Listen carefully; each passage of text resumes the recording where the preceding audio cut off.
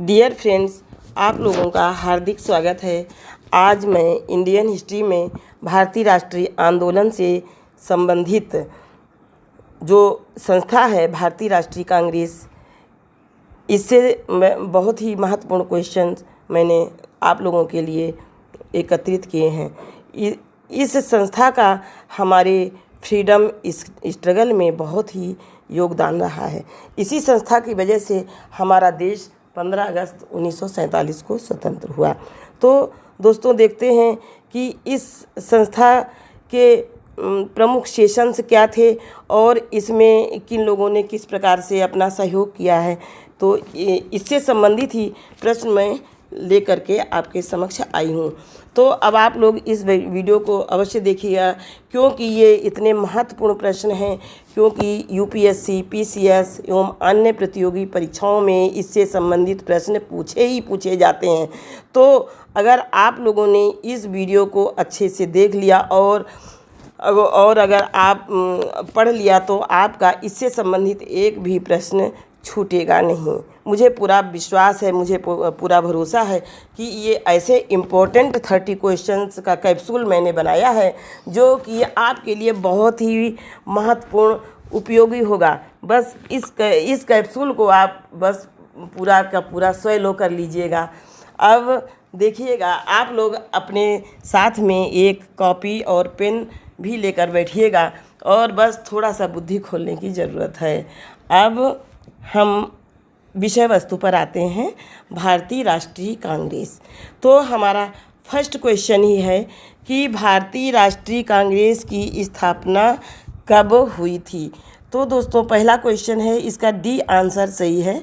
1885 ईस्वी में भारतीय राष्ट्रीय कांग्रेस की स्थापना हुई थी। नंबर 1 पॉइंट ये है कि इसका डेट है 28 दिसंबर 1885 ईस्वी को भारतीय राष्ट्रीय कांग्रेस की स्थापना बॉम्बे में हुई थी।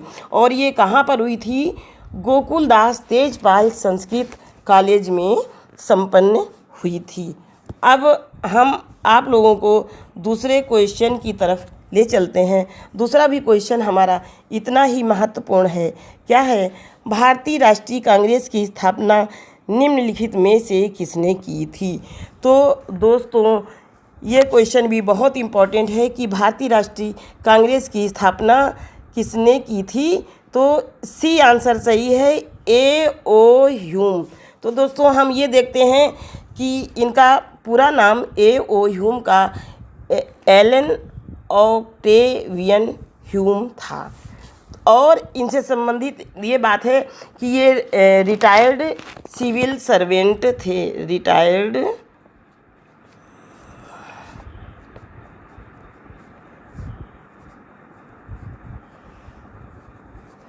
रिटायर्ड सिविल सर्वेंट थे और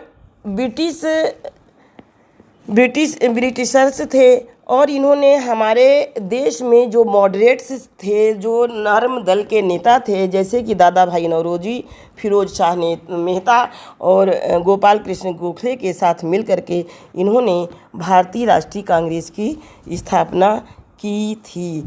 अब दोस्तों, हम आप लोगों को तीसरे क्वेश्चन की तरफ ले चल रहे हैं। तीसरा क्वेश्चन हमारा ये है कि कांग्रेस का उदारवादी युग कब से कब तक रहा। तो दोस्तों, कांग्रेस का उदारवादी युग यानी कि मॉडरेट युग जिसको कहते हैं, तो मॉडरेट युग कब से कब तक रहा। इस क्वेश्चन का आंसर बी करेक्ट है।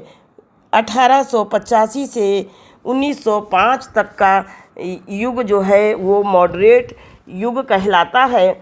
और इसमें जो है मुख्य नेता हमारे थे दादा भाई नौरोजी,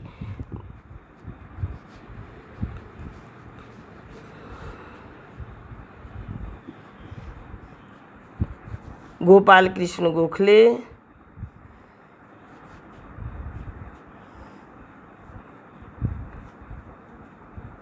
फिरोज शाह मेहता।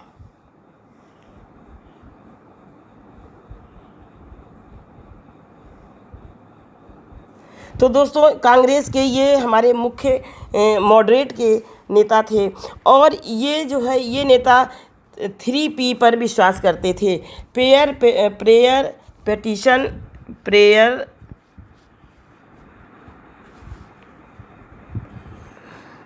ये 3P पर दोस्तों विश्वास करते थे। Prayer, petition, propaganda.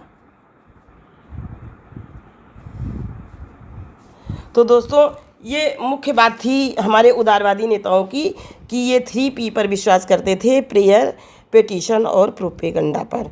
अब दोस्तों हम आपको नेक्स्ट क्वेश्चन की ओर ले चल रहे हैं। नेक्स्ट क्वेश्चन हमारा है, कांग्रेस के पहले अधिवेशन के समय ब्रिटिश भारत का वायसराय कौन था? तो दोस्तों इस क्वेश्चन का आंसर बी, लॉर्ड डफरिन जो थे, ये ब्रिटिश भारत के वायसराय थे और इनका भारत में शासनकाल 1884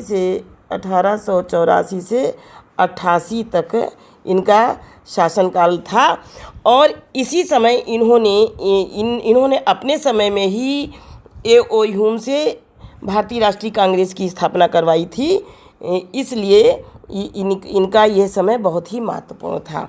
अब दोस्तों अगले क्वेश्चन की तरफ चलते हैं। क्वेश्चन नंबर 5, भारतीय राष्ट्रीय कांग्रेस के पहले अधिवेशन में कितने सदस्यों ने भाग लिया था? तो दोस्तों इसका आंसर है सी, करेक्ट आंसर है।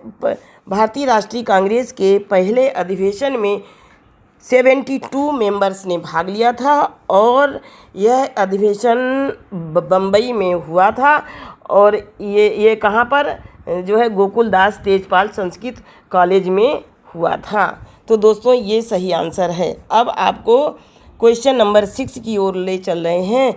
त्रिपुरी सेशन में सुभाष चंद्र बोस ने इस्तीफा देने के बाद कौन अध्यक्ष बने थे? तो दोस्तों इसका सही आंसर है डी, राजेंद्र प्रसाद। दोस्तों देखिए, सुभाष चंद्र बोस जी सन 1939 में 1939 में दूसरी बार कांग्रेस के सेशन के अध्यक्ष बने थे और इस सेशन में इनका कुछ मतभेद के कारण इन्होंने इस्तीफा दे दिया था। और बच्चों इसमें आप कंफ्यूज मत होना, पट्टाभी सीतारामैया इस सेशन में 1939 के सेशन में नेताजी सुभाष चंद्र बोस से हार गए थे और हारने के बाद कुछ जो है सुभाष चंद्र बोस से मतभेद होने के कारण सुभाष चंद्र बोस जी ने इस्तीफा दे दिया। इसके बाद राजेंद्र प्रसाद को 1939 में जो है इसका अध्यक्ष जो है चुना गया। तो दोस्तों अब हम आपको अगले क्वेश्चन की तरफ ले चल रहे हैं। अगला क्वेश्चन है हमारा कि किस अधिवेशन में कांग्रेस 2 भागों में विभाजित हो गई? तो दोस्तों बहुत इम्पोर्टेंट क्वेश्चन है, ये तो बहुत ही इम्पोर्टेंट है। किस अधिवेशन में? देखिए अभी यहाँ तक जब से हमारी ये कांग्रेस बनी थी तो 28 दिसंबर 1885 से लेकर 1907 तक गर्म दल और नरम दल के दोनों नेता एक साथ काम करते चले आए थे। लेकिन dear friends, question number A, Surat अधिवेशन। ये सूरत अधिवेशन कब हुआ था? 1907 में ये हुआ था, 1907 में हुआ था। और इस अधिवेशन में जो है गर्म दल और नरम दल के वैचारिक मतभेद के कारण जो है यह इस सेशन में जो है हमारा कांग्रेस 2 दलों में विभाजित हो गया। तो ये भी बहुत इम्पोर्टेंट है दोस्तों। अब हम आप लोगों को अगले क्वेश्चन की तरफ ले चल रहे हैं, जो कि हमारा अगला क्वेश्चन इस प्रकार से है। भारतीय राष्ट्रीय कांग्रेस के किस अधिवेशन में पूर्ण स्वराज के लिए प्रस्ताव पारित किया गया था? दोस्तों बहुत ही इम्पोर्टेंट क्वेश्चन है ये जो है, इसका आप एकदम से इसको याद कर लीजिएगा, रट लीजिएगा। इसका आंसर सी करेक्ट है, लाहौर अधिवेशन में। और ये लाहौर अधिवेशन बहुत इम्पोर्टेंट है इंडियन हिस्ट्री में, क्योंकि ये लाहौर अधिवेशन 1929 ईस्वी में हुआ था और इसके अध्यक्ष पंडित जवाहरलाल नेहरू थे। और इसी अधिवेशन में जो है पूर्ण स्वराज की मांग हुई थी। तो ये लाहौर अधिवेशन के नाम से बहुत प्रसिद्ध है। पूर्ण स्वराज सेलिब्रेट करने के लिए 26 जनवरी दिन भी घोषित हुआ था इस दिन। तो अब दोस्तों नेक्स्ट बढ़ते हैं। अगला क्वेश्चन हमारा है, भारतीय राष्ट्रीय कांग्रेस के किस अधिवेशन में वंदे मातरम को पहली बार गाया गया था? तो दोस्तों ये इस क्वेश्चन का सही आंसर है डी, 1896 के कलकत्ता अधिवेशन में ये जो है हमारा वंदे मातरम गीत जो है गाया गया था। यह गीत हमारा संस्कृत में लिखा है और किसने दोस्तों लिखा है? यह बंकिम चंद्र चटर्जी ने अपनी प्रसिद्ध पुस्तक आनंद मठ में लिखा है और इसकी पूर्ण लाइन है, वंदे मातरम सुजलाम सुफलाम मलयज शीतलाम शस्य श्यामलम मातरम वंदे मातरम। तो दोस्तों बहुत इम्पॉर्टेंट, ये भी बहुत इम्पॉर्टेंट क्वेश्चन है। अब हम नेक्स्ट क्वेश्चन की तरफ आगे बढ़ते हैं। नेक्स्ट क्वेश्चन हमारा है, ये है कि निम्नलिखित कांग्रेसी नेताओं में से किसको भारत का महान वृद्ध व्यक्ति या grand old man of India कहा जाता है? तो दोस्तों इसका सही आंसर है ए, दादा भाई नौरोजी को। तो दोस्तों बिल्कुल सही आंसर है, दादा भाई नौरोजी को भारत का grand old man of India कहा जाता है। ये हमारे भारत के बहुत ही सम्मानित व्यक्ति थे और दोस्तों ये सूरत में जो स्प्लिट हुआ था उससे पहले 1906 के कलकत्ता सेशन में ये दादा भाई नौरोजी अध्यक्ष थे। तो दोस्तों बहुत ही इम्पोर्टेंट क्वेश्चन है और इन्हें हम grand old man of India के नाम से जानते हैं। अब हम आगे बढ़ते हैं दोस्तों क्वेश्चन नंबर 11 की ओर। भारतीय राष्ट्रीय कांग्रेस में निम्न में से किसको नर्मदलीय नेता के तौर पर नहीं जाना जाता है? तो दोस्तों इसका सही आंसर है बाल गंगाधर तिलक। तो दोस्तों ये बात ये है कि इनको जो बाल गंगाधर तिलक जी हैं ये हमारा सी आंसर सही है, क्योंकि इनको हम नर्म दल के नेता के रूप में नहीं जानते हैं। ये बाल गंगाधर तिलक ये हमारे गर्म दल के नेता थे, ये एक्सट्रीमिस्ट थे और इनके साथ दो नेता हमारे और थे, लाला लाजपत राय और बिपिन चंद्र पाल। ये तीन लोगों का एक गुट था, बाल गंगाधर तिलक, बिपिन चंद्र पाल और लाला लाजपत राय का। और जो ये नेता और दिए हैं ये हमारे तीनों नेता दादा भाई नौरोजी, गोपाल कृष्ण गोखले और फिरोज शाह मेहता, ये मॉडरेट थे, इनको ही नर्म दल के नेता के रूप में जानते हैं। तो इस क्वेश्चन में हम ये देखते हैं कि बाल गंगाधर तिलक सही आंसर है, ये हमारे नर्म दल के नेता नहीं थे। अब बच्चों आगे बढ़ते हैं। क्वेश्चन नंबर 12, भारतीय राष्ट्रीय कांग्रेस के प्रथम मुस्लिम प्रेसिडेंट कौन थे? तो दोस्तों भारतीय राष्ट्रीय कांग्रेस के प्रथम मुस्लिम जो है प्रेसिडेंट जो थे वो बदरुद्दीन तैयब जी थे। अब बदरुद्दीन तैयब जी के रूप में ये जानते हैं कि 1887 के मद्रास अधिवेशन में ये अध्यक्ष या प्रेसिडेंट चुने गए थे और ये प्रथम मुस्लिम प्रेसिडेंट थे। अब नेक्स्ट क्वेश्चन की तरफ बढ़ते हैं। भारतीय राष्ट्रीय कांग्रेस के प्रथम अधिवेशन के अध्यक्ष कौन थे? तो दोस्तों इनके विषय में ये जानते हैं कि व्योमेश चंद्र बनर्जी, इन्हें शॉर्ट में WC बनर्जी कहते हैं। ये हमारे भारतीय राष्ट्रीय कांग्रेस के प्रथम अधिवेशन के अध्यक्ष थे। ये प्रथम अधिवेशन मैं पहले भी बता चुकी हूँ कि बम्बई में हुआ था, गोकुलदास तेजपाल संस्कृत विद्यालय में हुआ था, ये उसके अध्यक्ष थे। और अब मैं नेक्स्ट क्वेश्चन की तरफ बढ़ती हूँ। क्वेश्चन नंबर 14, भारतीय राष्ट्रीय कांग्रेस की प्रथम महिला अध्यक्ष कौन थी? तो दोस्तों अब मैं इसके लिए आपको ये बता रही हूँ कि एनी बेसेंट जो थी वो जो है भारतीय राष्ट्रीय कांग्रेस की प्रथम महिला अध्यक्ष थीं। और दोस्तों इनके विषय में एक बात ये विशेष है कि ये 1917 के कलकत्ता सेशन में प्रथम महिला अध्यक्ष थीं। दोस्तों यहाँ पर आप कंफ्यूज मत होइएगा, एनी बेसेंट भारतीय राष्ट्रीय कांग्रेस की प्रथम महिला अध्यक्ष थी। अगर आपका क्वेश्चन ये आता है कि प्रथम भारतीय महिला अध्यक्ष कौन थी, अगर भारतीय लग जाता है तो वो फिर सरोजिनी नायडू थी, तब एनी बेसेंट नहीं थी। अगर प्रथम महिला अध्यक्ष आता है तो वो एनी बेसेंट ही थी और 1917 के कलकत्ता सेशन में ये अध्यक्ष थीं। अब दोस्तों हम नेक्स्ट सेशन की तरफ नेक्स्ट क्वेश्चन में बढ़ते हैं। भारतीय राष्ट्रीय कांग्रेस का पहली बार किस गांव में अधिवेशन हुआ था? तो दोस्तों इसका सही आंसर बी है, फैज़पुर। इसके प्रेसिडेंट जवाहरलाल नेहरू थे दोस्तों, और ये फैज़पुर ये हमारा गांव का ये जो सेशन हुआ था गांव में हुआ था, इसलिए बहुत फेमस हुआ। और सन 1937 में पंडित जवाहरलाल नेहरू यहाँ के अध्यक्ष थे, उन्होंने अध्यक्षता की थी। ये सेशन भी बहुत इम्पोर्टेंट है दोस्तों।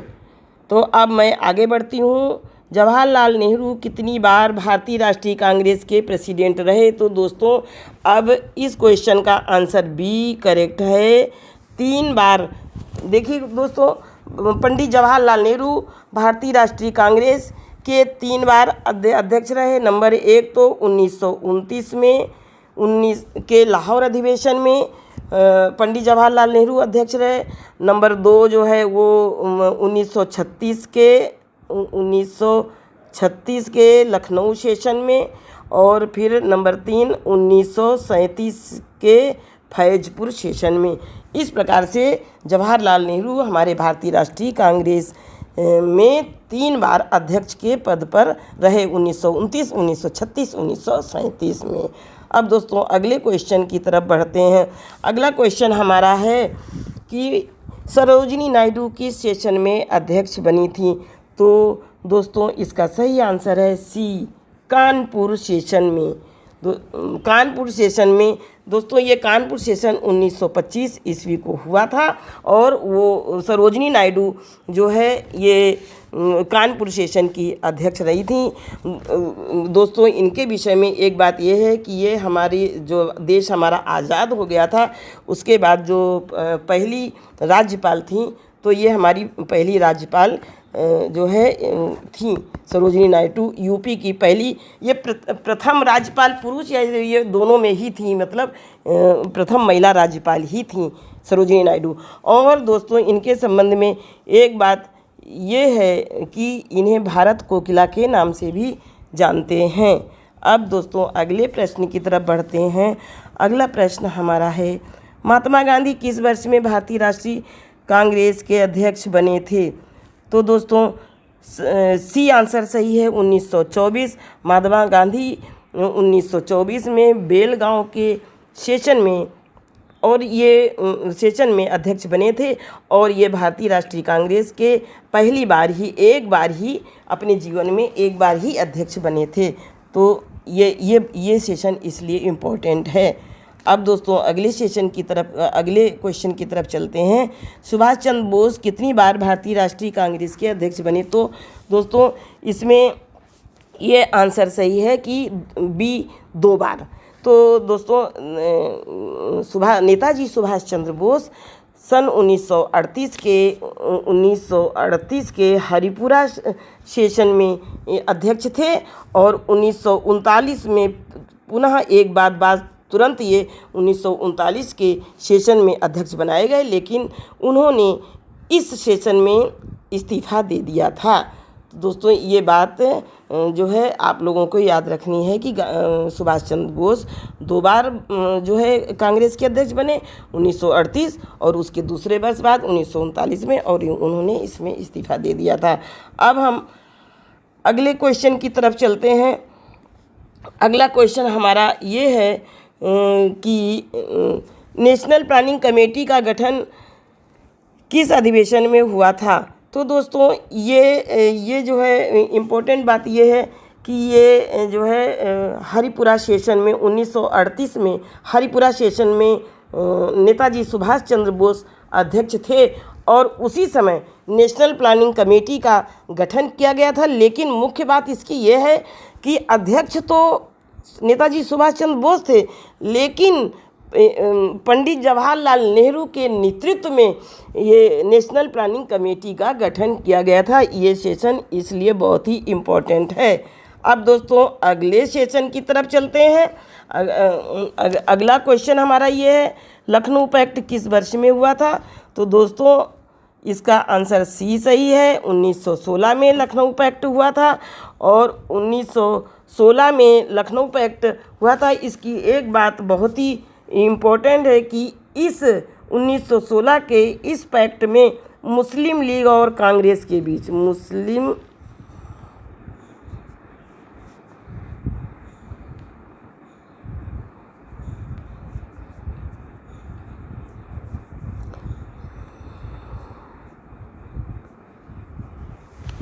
के बीच दोस्तों समझौता हुआ था।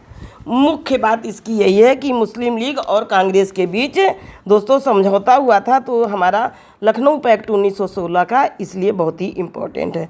अब दोस्तों अगले क्वेश्चन की तरफ चलते हैं।